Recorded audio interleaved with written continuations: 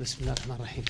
Under Operation Decisive Storm, the objective was to eliminate the threat that the Kingdom of Saudi Arabia faced in the form of ballistic missiles, heavy weapons, and an air force that were controlled by a militia that is radical, that is allied to Iran and Hezbollah. That was the objective. So we destroyed their air force, we destroyed their ballistic missiles, as far as we know. We destroyed their command and control. We destroyed much, if not most, of their heavy equipment, and we made it very difficult for them to move from a strategic perspective. So we've degraded their capabilities substantially and thereby eliminated the threat that they posed to the Kingdom of Saudi Arabia, and in the process ensured the safety of our borders, our territory, and our citizens. In the future, response to Houthi actions, can you just clarify, please? We have always said that there is no military solution to the conflict in Yemen, that the solution has to be a political one based on United Nations Security Council Resolution 2216, the Gulf, the GCC initiative, and the outcomes of the national dialogue in Yemen.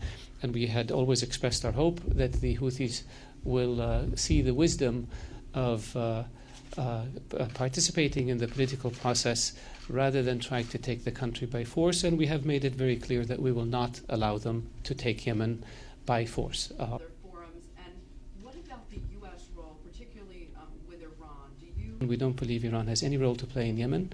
Iran is not a neighboring country of Yemen. We see Iran as part of the problem in Yemen, not part of the solution. The support that they have provided to the Houthis in terms of financial support, logistical support, personnel, and military equipment has been very, very dangerous and destabilizing to Yemen. And we do not believe that the Houthis would have been able to do what they did had it not been for the support that they received from the Iranians. Operatives of the Iranian Revolutionary Guards in Yemen. They were captured in Yemen. And as I said earlier, the Yemeni people will have no better friend than Saudi Arabia. They will have no stronger supporter than the Kingdom of Saudi Arabia. They will have no country that is more committed and determined to help Yemen overcome its many, many challenges than Saudi Arabia, but they need to work on resolving their problems politically. They cannot resolve them by force. We cannot have a small group take over a country by arms and impose its will on it. That's not acceptable. President Saleh's party, how do you see a kind of Friends of Yemen group getting together?